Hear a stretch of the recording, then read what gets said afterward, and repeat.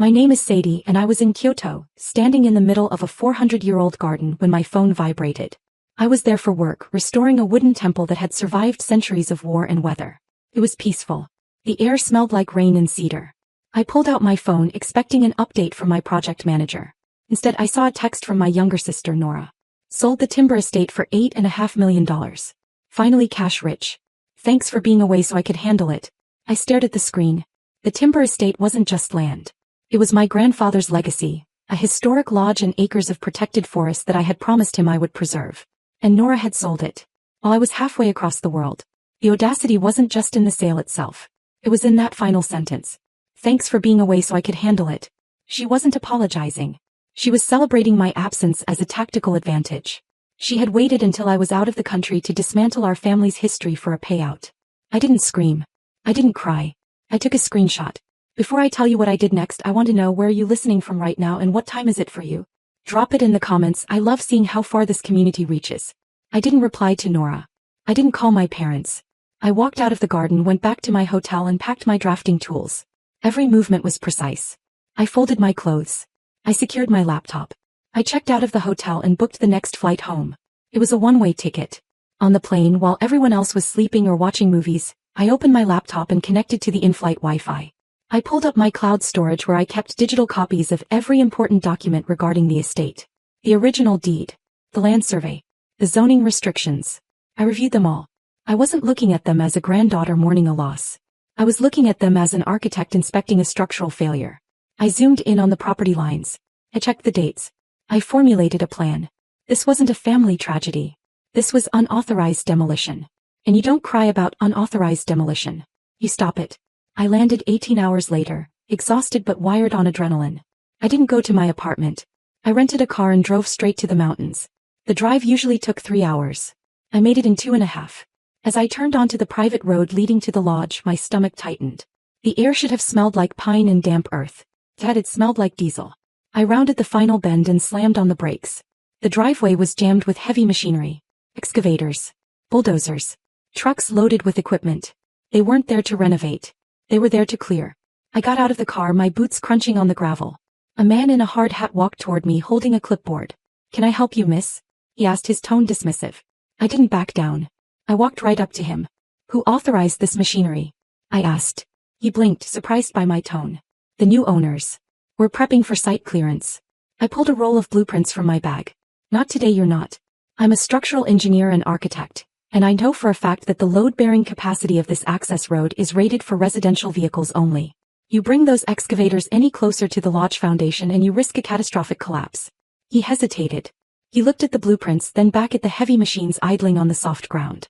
"I don't have a stop work order," he said, but he sounded uncertain. "You will, I promised. But right now you have a liability issue.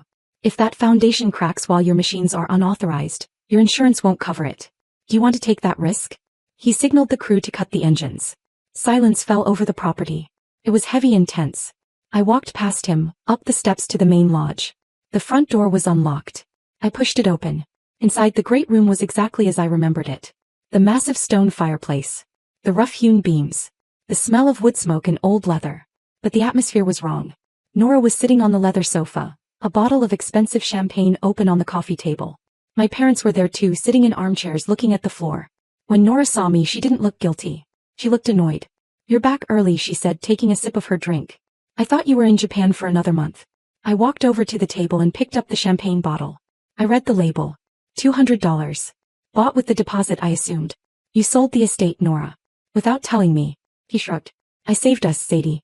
You were off playing in your gardens, ignoring the reality. This place is a money pit. The taxes, the maintenance. It was drowning us. So I made an executive decision. $8.5 million. Do you know what we can do with that? We're set for life." I looked at my parents. They still hadn't made eye contact. "Dad, did you agree to this?" My father shifted in his chair. "Sadie," he mumbled. "It's a lot of money. We can finally retire comfortably. No more worrying about the roof leaking or the boiler breaking. Nora handled it. Nora handled it." The phrase echoed in my head. I looked at them, really looked at them. My parents weren't victims here. They weren't tricked elderly people confused by technology. They were silent partners. They had watched Nora sell our heritage, my grandfather's legacy, and they had said nothing because the price was right. They were trading their integrity for a quiet, funded retirement. And that silence hurt more than Nora's noise. It was a transaction. They had sold me out for comfort. And Nora, she was just the broker. I felt a cold clarity settle over me. You didn't save this family, Nora, I said. You liquidated it. And I said to my parents, you let her. Because it was easier than being responsible. Nora stood up, her face flushing. You're just jealous because I did something. I'm the one who took charge. I'm the one who secured our future. You're just the absent sister who thinks she's better than everyone else because she has a degree. I didn't argue. I didn't scream. I just nodded. Enjoy the champagne, Nora, I said. It might be the last thing you enjoy for a while. I turned and walked out. I didn't go to my car.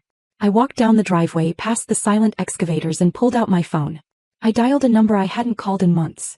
Juliet, I need a lawyer. And I need one now. I drove straight to the city to a glass office building downtown. Juliet met me in the lobby. We had been friends since architecture school, but she had pivoted to law. She was sharp, ruthless, and exactly who I needed. We went up to her office and I laid everything out. The text, the machinery, the family ambush. Juliet listened, taking notes on a legal pad. So she sold it, Juliet said. But how?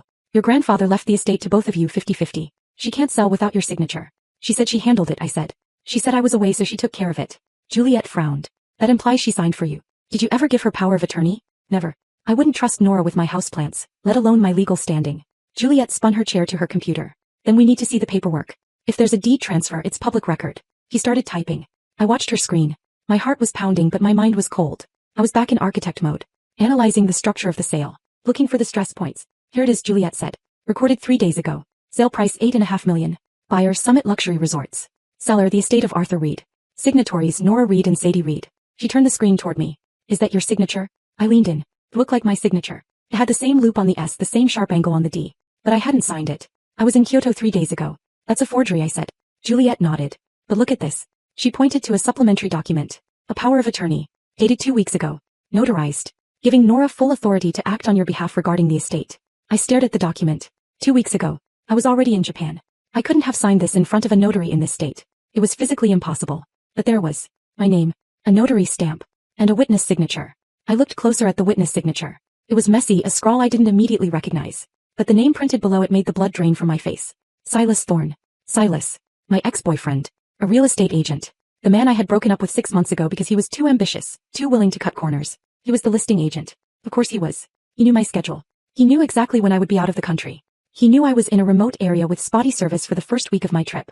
He didn't just facilitate the sale. He engineered the timing. He used his intimate knowledge of my life to help my sister rob me. The betrayal was total. Sister.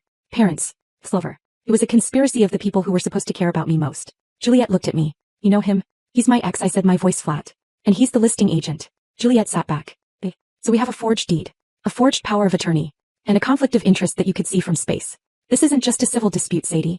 This is fraud. Criminal fraud. Do you want to go there? I looked out the window at the city skyline. I thought about the excavator sitting on my grandfather's land. I thought about Nora drinking champagne. I thought about my parents' silence. Yes, I said. I want to burn it down. Juliet started making calls. She hired a private investigator to pull the notary's records. She requested the full transaction history from the title company. We spent the next 2 days building a case. We didn't just want to stop the sale. We wanted to invalidate it so thoroughly that no developer would ever touch that land again. And in the process we found something else. Something I had suspected but never confirmed. I dug through the old zoning maps I had saved. The estate wasn't just historic. It sat on a wetland. A specific type of wetland that was protected by state law. My grandfather had told me about it years ago, but it had never been officially surveyed. If we could prove the wetland extended under the proposed building site, the resort couldn't be built. Not legally. The land value would plummet. The $8.5 million price tag was based on the potential for a luxury hotel. Without that potential, it was just a nice house in the woods, worth maybe $2 million. That was our lever. The forged signature was the hammer. The wetland was the anvil. We waited until the closing meeting. Juliet found out the time and place from a contact at the title company. It was scheduled for Friday afternoon at the developer's office. A final sign-off on some zoning variances. Nora would be there. Silas would be there. The developers would be there. I put on my best suit. I rolled up my blueprints. Juliet called the sheriff's department and asked for an escort to serve legal papers. We walked into that conference room like we owned it. The receptionist tried to stop us, but the deputy behind us was a very effective pass. We opened the double doors. Nora was laughing at something one of the suits said. Silas was leaning back in his chair looking smug. When they saw me, the laughter died instantly. Silas sat up so fast he almost tipped his chair over. Diddy, he stammered. What are you doing here? I didn't answer him. I walked to the head of the table and unrolled the blueprints. I slammed them down on the polished wood. The sale is void, I announced. And everyone in this room is about to have a very bad day. Nora stood up. You can't be here. Security. Sit down, Nora, I said. The deputy stepped forward. Nobody moved. The lead developer, a man in a gray suit, looked from me to Silas. What is going on? He demanded. This is the other owner, Silas said, his voice tight. But she signed a power of attorney. Everything is legal, is it? I asked. I pulled the travel records from my bag. My passport stamps. My flight itinerary. My hotel receipts from Kyoto. This power of attorney is dated the 14th. I was in Tokyo on the 14th. Unless I learned to teleport, I couldn't have signed this. Which means it's a forgery. And since you witnessed it, Silas, that makes you an accessory to fraud. The developer's face went red. He turned to Silas. Is this true? Silas opened his mouth but no sound came out. But that's not all, I continued. I pointed to the blueprints. Even if the sale was legal, which it isn't, you can't build your resort. This land is a protected Class 2 wetland. I have the survey right here. Any commercial development is strictly prohibited. You paid $8.5 million for a nature preserve. The silence in the room was absolute. You could hear the air conditioning humming. Then the developer stood up. He looked at Silas. You told me the zoning was clear. You told me the sister was on board. You lied to me. He turned to his lawyer. Cancel the wire. Void the contract. I want my money back. And I want him sued for misrepresentation. Silas looked like he was going to be sick. But Nora didn't look scared. She looked confused. Wait, she said. What do you mean cancel the wire? The money is already in the account. I spent some of it. I paid off my credit cards. I put a deposit on a condo. You can't just take it back. It's mine. What yet her unravel. It was fascinating and horrifying. She genuinely didn't understand. She didn't see the house as a legacy. She didn't see the crime. She just saw the money. It was the delusion of the empty wallet. She had been so desperate for that cash, so empty to it, that her brain had simply refused to process the consequence of how she got it. She had dissociated from the reality of the felony because the relief of the payoff was too intoxicating. She looked at me with full hatred. You ruined it, she screamed. You always ruin everything. You selfish bitch. Ines had money. The queen stepped in. Ma'am, calm down. Don't tell me to calm down. She looked at the table. The queen caught her arm. He sung her a room and cuffed her. Nora screamed. It was a raw, ugly shout. Phila had his head in his hands. The developer was already backing up the brief, distancing himself from the disaster. He stood there, watching me sister get arrested, watching me as boyfriend career in love, and he felt nothing but a cold, heavy finality. The look was sweet. The shell was void. Phila lost his real estate license and was facing fraud charge. Nora was in this state on multiple counts of forgery and grand larceny. My parents tried to intervene. They came to my apartment 2 days later. My mother was screaming. My father looked grim. Research your sister, my mother please. You can't let her go to prison. Drop the charge, Sadie. Pelly. For the family. He looked at them. He thought about the excavator. He thought about the silencer in the locker. He thought about the forger signature. No, he said. He didn't interpret the chat. The state did. Because she commit a crime. And you helped her. Be saying nothing, you helped her. If you want to help her now, hire her a lawyer. But don't ask me to say her. I'm not saving this family. He dropped back to the locker a week later. The machine was gone. The delivery was quick. He went up to the veranda. He had a locksmith with me. He changed the lock on the veranda, the back door, and the garage. He stood on the deck, looking up at the lake. The smell like pine and rain again. The dear rain from we gone. He breathed in deep. He felt a profound sense of peace. But it was a lonely peace. He really thanked that saving the estate meant losing the family. And he was okay with that. It was a necessary severance. In garden, we call it pruning. So metin, a branch get reset. It start to rot. And if you leave it, the rot split. It infect the trunk. It kill the root. You have to cut it off. You have to make a clean, sharp cut, right at the cola. It leaves a wow. It leaves a scar. But it says the tree. It was the garden of me outline now. And he had just made the baguette cup of on. He looked at the new kiss in me hand. They we heavy. They we cold.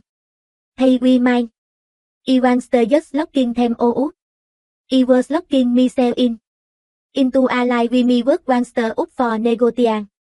With me legacy was say. We were three. If you ever had to betrayal in so many story just to say your sanity, share this video. Let's remind it author thác bao daddy arenter cruel, thầy Renet Cesa.